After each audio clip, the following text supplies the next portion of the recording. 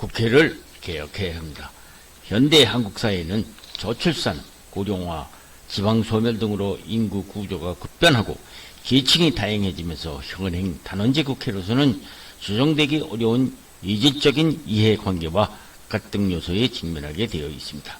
이러한 사회 변화에 대응하기 위한 새로운 정치 체제로 지금같이 여야가 대치 상태에선 상원의 도입을 해야 할 시점입니다. 요즘같이 국회가 일방적인 의회 독재 시대의 말로 국회 구성의 변화가 필요한 시기입니다. 세계적으로 미국, 영국, 프랑스, 독일 등 서방 선진국들을 비롯한 G7 국가가 모두 양원제를 시행하고 있고 OECD 37개국 중 20개국이 양원제를 실시하고 있죠. 인구는 1200만 명 이상의 OECD 15개 국가 중 양원제를 채택하지 않는 나라는 터키와 한국뿐인데요. GDP 상위 15위 국가 중에서는 유일하게 한국만 양원제를 시행하고 있지 않은 정치 후진국으로 남아있는 것이죠. 한국의 단원제 국회는 소선거구제에 따른 승자독식의 선거제도로 유권자의 선택이 지역색을 띠는 특정 정당의 후보에게 집중하게 되어 있고, 이는 우리나라만이 갖고 있는 호남당이니 영남당이니 자민련이니 하는 지역당이라는 오명을 낳기도 하고, 나아가서 정당 간의 대립과 갈등은 각 지역 간의 사회적 갈등을 격화시켜서 온 것이 현실이죠. 그렇습니다. 하원보다도 상대적으로 정당과 일정한 거리를 둔 상원은 정당 간 대립과 갈등을 완화시키고 특정 지역 정당 구도의 하원을 견제하는 기능을 수행할 수 있다는 것은 부인할 수가 없는 것입니다. 요즘같이 그동안 우리가 목격하고 있는 승자 독식의 입법 독재 국회의 파행적인 운영, 그로 인한 정당 간의 극단적 대립 등의 비정상적인 행태를 견제할 수 있는 양원제는 요즘 같은 대한민국 단원제 국회의 독단을 저지하고 신중한 의사결정을 하는 수고의 국회로 갈 수 있는 길이라고 될 수 있죠. 이를 위해서는 상원의 하원보다 긴 임기 보장을 줘야 하고, 프랑스나 독일식 간선제나 어느 특정 정당의 하수인이 아닌 정당 보직 참여 제한 제도를 두거나 상원의 법률안 우선 의결권 등의 조치를 포함한 국회 개혁을 고려할 필요가 있는 것입니다.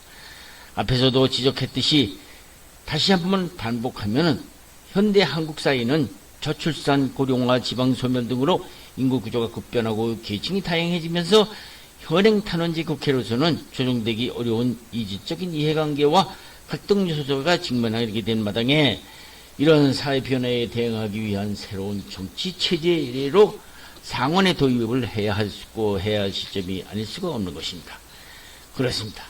한국 헌법에 양원제가 처음 규정된 것은 1952년 제1차 개헌 때였죠. 대통령 직선제 개헌을 위해서 야당과의 타협안으로 양원제를 포함한 것으로 하원격인 민의원, 상원격인 참의원 양원체제를 헌법에 최초로 규정하였었죠. 하지만 헌법에 규정된 양원제는 하원 우위의 약한 상원제로 시작을 했지만 실패로 끝나고 말았습니다. 실패 이유는 당시 6.25 전쟁 후 후유증과 남북한이 극도로 극한 상태로 대치 상태로서 정치 환경이 적합하지 않았었지만, 지금 같은 단원제의 국회로는 조정되기 어려운 이질적인 이해관계와 갈등 요소가 너무나 극에 달해 있어서 국회 개혁이야말로 시급한 상황이죠. 1차 개헌 이후에는 참의원 선거에 대한 법률이 제정되기는 했었는데, 우리나라에도 상원제를 도입하려면은 상원의 국회의원 수만 더 늘리자는 수작이 아니냐는 비난을 의식해서 참의원 정수를 76명으로 하고 시도별로 하나 내 6개의 선거구를 두고 각 선거구당 2명의 상원 의석수를 배정하려 했었고, 선거법 부칙에 1년 내에 선거를 실시한다는 규정을 넣기는 했었지만은 306의 기득권 국회가 미원 쪽으로 나오는 바람에 선거는 실시되지 못했죠. 다행히 4.19 혁명 이후 국회 개혁을 이루었는데, 대통령 중심제 의원 내에 내각제로 전환한 제3차 개헌이 이루어지고 나서야 국회가 제도적으로 실현되기는 했었습니다. 당시 제2공화국의 상원은 시도를 하나의 선거구로 해서 인구가 비례로 각 2 내지 8명을 주민 직선으로 선출하는 대선거구제를 채택하였었죠. 참의원 정수는 민의원 정수의 4분의 1을 초과하지 못하도록 한 규정에 따라서 과거 법률이 정한 76명보다도 적은 58명의 인원이 선출되었었습니다. 하지만 제3공화국에 들어와서 9개월 만에 국회는 해산되고 1962년 양원제에서 단원제로 다시 전환하는 개헌이 단행되면서 양원제는 헌법상에서 사실상 사라지게 된 것이죠. 매일같이 민주 떠드는 국회가 군사정권이 없애버린 단원제 국회를 왜 양원제로 바꾸자는 소리가 전혀 없는 것은 요즘 국회의원들이야말로 그 속셈이 무엇일까요? 그렇습니다. 국민들은 22대 국회가 지난 4년간 너무나 정파 싸움으로서 세월을 보냈던 21대 국회 전철을 밟지 않고 현실적으로 경제, 민생 살리기를 여야가 머리를 맞대어 민의의 전당이 되기를 굴뚝같이 바라고 있었죠. 양원제, 우리 사회가 양원제가 필요한 것은 현실적이지만 현행 헌법상으로는 불가능한 게 현실이죠. 그렇다고 소위 요즘같이 비난받고 있는 의회 폭주나 의회 독주, 의회 독재라는 말을 그냥 웃고 넘길 사항은 아니죠. 지금 22대 국회 개원부터 말썽이 되고 있는 지난날 국회 모양으로 정상적 국회라면은 관행상 국회의장이나 상임위 구성은 정당 의석수로 배분하되 법사위나 운영위원회는 원내 제1당과 제2당이 사이에서 좋게 나누어 가는 것이 정상적이었겠죠. 물론 부의 구성에 있어서 국회의장이나 상임위원장 같이 운영위원장 자리가 무엇이길래 그 야단들이냐고 반문을 하겠지만은 이것은 국회의장이 제1당에게 주는 대신에 민주주의 원리에 의해서 국회의 견제와 균형을 위해서 법사위원장인 운영위원장은 제2당이 맡는 것이 상례화되어 있었죠. 그렇습니다. 문제는 입법을 무기로 내세우는 국회가 법의 지배라는 무소불위의 무기를 갖기 위해서 그렇겠지만은 문제는 법의 지배를 가정한 이른바 법에 의한 지배, 영어로는 rule by law라는 것이 문제라는 것이죠. 국회 구성에 있어서 물론 국회 견제와 균형이 제대로 되어 있다면 문제가 없었겠지만은 이번 22대 국회처럼 개원 첫날부터 입법 폭균이 입법 독재니 하는 것은 역사상 독재 국가로 알려진 독일 히틀러의 나치스 정권이나 구소련의 스탈린 경우에도 말로는 법의 지배를 강조하면서 국민들을 속여왔었죠. 민주주의 사회에서 국민들이 국회의원들을 뽑아줄 때는 악법의 지배를 받는 국가를 만들어 달라는 뽑아준 것이 아니라 민주적이고 공정한 법에 의한 지배를 받는 국가가 이루어지도록 원하는 국민에 의해서 뽑아준 것인데 어느 특정 정당의 국회로 만들어 달라고 뽑아준 국회의원이 아니라는 것이죠. 그렇습니다. 법이란 무엇입니까? 법이라는 한자를 살펴보면 물수에 삼수변자를 쓰고 있는데도 법이란 물 흐르듯이 자연스러워야 하는데 물을 가로막고 더럽히는 법을 만들어서야 법이라고 할 수 있겠습니까? 하는 것입니다. 우리 속담에도 워낙 착하게 살아가는 사람을 법이 없어도 살아가는 사람을 말하듯이 사실 법이라는 것이 왜 생겼겠습니까? 법 만능주의 시대를 살아가고 있는 이 시대가 두말할 것도 없이 증명하고 있죠. 그렇기 때문에 이 법이라는 것이 국회가 마치 법 제조창 같이 되어서는 안 된다는 것이죠. 그렇기 때문에 견제와 균형이 필요한 것인데 이것을 어느 특정 정당의 일방적 독주 기관화 되어서는 안 된다는 것이죠. 법은 인간이 살아가는데 지켜야 할 최소한의 기준인 동시에 정의를 구현하는 도구임에는 틀림없습니다. 그러나 문제는 현대 민주주의 제도에서 우리가 이해하고 있는 국회라는 기구가 만든 법이라는 것도 의회라는 제도 내에서 무조건 다수가 정한 것이라면 무엇이든지 악법도 법이라도 받아들여야 하는지 의심이 가지 않을 수가 없는 것이죠. 특히 요즘 우리나라 국회가 돌아가는 것을 보면은 국민들이 볼 때 마치 고삐 풀린 망아지처럼 법이라는 이름으로 그 찍어내는 법이 소위 악법도 법이라는 논리가 분명하기 때문에 입법 폭주니, 입법 만능주의라는 험악한 말을 듣고 있는데도 다수라는 이름으로 눈 하나 깜빡하지 않는 현실이죠. 법은 도덕의 최소 수준이어야 한다는 기준도 그 순서가 뒤바뀌어진 상태가 아닌가 의심이 가는 불감증에 걸린 것으로 국민들은 의심하지 않을 수 없는 현실입니다. 그렇습니다. 그렇게 만들어낸 법 규정만 어기지 않는다면 도덕성은 무슨 관계냐 하는 식이죠. 특히 법을 전공했다는 법조계 출신 국회의원들일수록 법을 잘한다는 그들이 그렇게 억지 춘행식으로 만들어낸 법조항만 들여대면서 무엇이든지 문제없다는 것은 어제 오늘만의 얘기가 아니죠. 좋은 예로 마키아벨리의 군주론 한 구절을 인용하겠습니다. 이탈리아 피렌체 출신의 마키아벨리는 군주론에서 이런 주장을 했습니다. 인간이란 은혜를 모르고 변덕스러우며 위선자인데다가 기만에 능하며 위험할 때는 교묘히 피하고 이득에는 눈이 어둡다. 그래서 당신이 그런 인간들에게 은혜를 베풀 때는 그 인간들에게는 당신에게 온갖 충성을 바치는 척한다. 그러나 정작 궁지에 몰릴 때는 미련 없이 등을 돌린다. 그렇기 때문에 군주는 힘이 있어야 하고 때로는 두려운 존재가 되어야 그 꼴을 못 본다. 그러기 위해서는 때로는 사자와 같은 용맹과 여호와와 같은 한계를 가진 군주가 필요하다.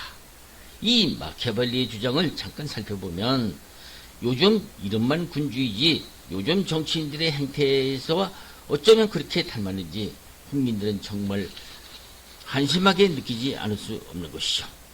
결국 마키아벨리의 군주론이나 요즘 정치판이나 목적을 위해서라면 수단과 방법을 가리지 않는 악명 높은 정치 수법이나 마키아벨리즘의 본질이나 하나 다름이 없는 것이죠. 지금까지는 서양 정치판 얘기를 했지만 잠깐 동양 역사에 나타난 비슷한 법과 얘기 좀 하나 더 나눠보겠습니다. 중국 천초중국 시대의 얘기입니다. 진나라의 임금이었던 효공이 당시에도 법만능주의를 주장하던 법가 출신 상황이라는 사람을 등용시켜서 부강병책을 써서 당시 백성들을 다스립니다. 법만능주의자 상황은 어찌나 많이 법을 만들어내는지 심지어는 길가에 떨어진 쥐나물 물건이라도 모른 척하고 지나가야지 죽기만 해도 처벌하는 법을 만들 정도로 법만능주의자였다죠. 그런데 아이러니컬하게도 이 상황이라는 사람은 그를 중용에 쓰던 임금인 효공이 죽자 그때 이것을 못마땅하게 보고 있던 정적에게 몰리게 되어 도망을 다니다가 되었는데요. 자기가 만들어 놓았던 법에 의해서 그를 비호해 주는 사람이 없었기 때문에 체포되어 자기가 만든 이른바 거열형이라고 부르는 자기가 만든 법에 의해서 무참하게 처벌받아 죽는 웃지 못할 해프닝이 벌어지게 됩니다. 시청자 여러분, 이 거열형이 뭐길래 그런 법을 만들었느냐고 반문하시겠지만 이 거열형이란 수레에 묶여서 사지를 찢어 죽이는 법을 말하는 것이죠.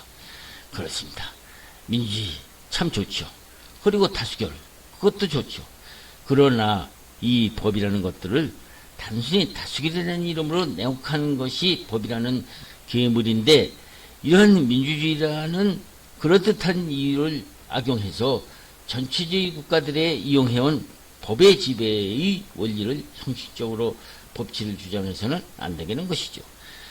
형식만 법치주의, 이것이 민주주의에 꽂힌 법의 지배에 의한 정치라 할 수 있겠습니까? 그렇습니다. 형식만 민주주의라는 이름의 법치주의가 되어서는 안 되겠죠. 이른바 형식의 반대가 뭡니까? 실질이 아닙니까? 우리가 지난 역사를 더듬어 볼 때 통치가 만능주의로 나간다면은 이 어떤 국가라도 전체주의 국가로 될 가능성이 있기 때문에 올바른 민주주의를 하려면은 형식만의 법치주의에 대한 반성으로 실질적 법치주의를 선택해야 하는 것은 당연하죠. 형식적 법치주의가 무엇입니까? 형식적주의라는 의회라는 기구가 적법한 절차를 거쳐서 법을 제정하기만 하면 그 목적이나 내용에 실질적 타당성 여부는 문제가 되지 않는 주의를 말하는 것이죠. 형식적 법치주의는 독재 권력을 정당화시켜주며 권력자의 통치권을 강화시켜주는 수단으로 악용되고 있는 것이 문제지요. 형식적 법치주의의 좋은 예를 하나 들겠습니다. 1차 세계대전 후에 독일에서는 독일의 와이마르 공화국 당시 선거를 통해서 히틀러도 독일 의회에서 흑성 지지자들의 등을 얻고 다수결 원칙이라는 의회의 합법적 절차를 거쳐서 독일 의회를 장악하는 동시에 입법부를 통한 자신의 독재권 전력을 정당화시키고 강화해서 독일 민주주의를 무너뜨린 소위 독재자가 된 것이죠. 이것이 형식적 법치주의자의 대표적 사례라면 사례라고 볼 수 있는 것입니다. 그러면 실질적 법치주의란 또 무엇입니까? 국회가 만든 법은 어디까지나 법을 제정하는데 절차에서부터 그 내용과 목적 면에서도 프랑스 인권선언의 예를 들지 않더라도 인간의 존엄성과 권리를 지키는 동시에 정의를 실현하는 실질적인 법이어야 한다는 것이죠. 그러한 신중한 법을 만들려면 신중에 신중을 더해야 하는데 어느 특정 정당에 그 정당에 의한 그 정당만을 위한 경박한 법을 만들어서는 안 되지는 것이죠. 그러자면은 서로가 서로를 견제하고 균형을 맞출 제도로 만들어야 하는 것은 당연한 것이죠. 그러나 현실은 어떻습니까? 이제 막 기틀이 잡힌 한국 민주주의가 과반을 넘는 다수 의석을 차지한 이른바 다수가 정의라는 식의 형식만 민주주의를 우려되는 사태가 벌어지고 있는 것이죠. 입법 독재라는 비난을 받아도 마땅할 사태가 현 22대 국회가 다수라는 이름의 무소불위의 입법권이 되어버린 희한한 나라가 되어버린 것이지요.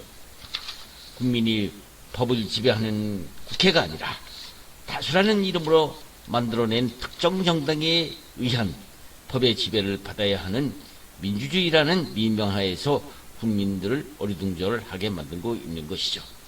그렇기 때문에 상호 균형과 견제가 필요한 것인데 요즘 국회의 관심사가 되고 있는 국회 상임위원회 구성 같은 것이야말로 국민들이 볼 적에는 견제와 균형이라는 면에서 그냥 넘어가기에는 안 되는 사항이라는 것이죠. 요즘 국회는 이런 견제와 균형의 표본이라 할 수 있는 국회 본회의를 전 국민의 약 45%의 국민이 뽑아준 의사를 무시하고 약 55%의 특정 정당이 일방적으로 국회 개원 반쪽 국회에서 18개 상임위원 중 11개 위원회 위원장을 일방적으로 자기 당 위원으로 선출한 해프닝을 벌려서 그동안 견제와 균형의 표본이나 다름없었던 법사위원장과 운영위원회 회장 같은 것을 독차지함으로써 견제와 균형을 관례처럼 여겨왔던 보이지 않던 룰을 깨어버린 것이 문제라면 문제라는 것이죠. 이래놓고 그것도 국민들에게 보이기 민낯이었는지 자기들이 한 짓이 자기들을 지지해준 약 55% 국민들만의 뜻만이 전부라는 식이는 얘기죠.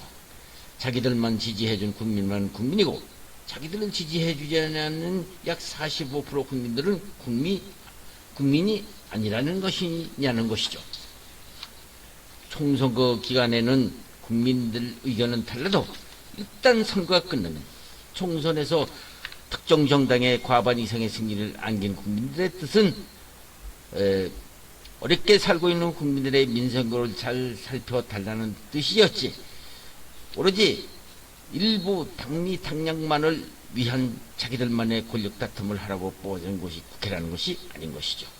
더욱이 한심스러운 것은 헌법상 상권 분립으로 대한민국이라는 나라가 기틀을 잡아가고 있는데 자기들에게 바른 말을 해주는 감사원이라든가 법원, 검찰까지 탄핵 대상으로 올리겠다는 발언이 나오고 있는 것을 보면은 국민들은 참으로 걱정 아닌 걱정이 되지 않을 수가 없는 것이죠. 자기들의 의에게 바른 말 해주는 사법기관들에게 탄핵 소리 같은 발언은 우리 헌정사상 이번 국회에서나 나오는 발언으로 국민들은 한마디로 말하자면 도둑놈이 자기를 잡으려는 수사기관을 자기들 입맛에 맞는 수사기관으로 만들어 보겠다는 지난 국회에서의 이른바 검수완박과 무엇이 다르냐 하는 것이죠. 그렇습니다. 인간 사이는 법이라는 질서를 지켜나가지 않으면 안 되는 냉혹한 사회에서 살아가는 것은 사실입니다. 그러나 앞에서 지적했듯이 한자로 법이라는 뜻을 살펴보면은 물수 삼수변에 갈것자를 써서 있듯이 물 흐르듯이 자연스럽게 흘러가게 하는 것이 법인데, 이 물을 잘 흐르게 하는 법을 만드는 국회가 물길을 오도한다든가 더럽히는 존재가 되어서는 안 되는 것이죠.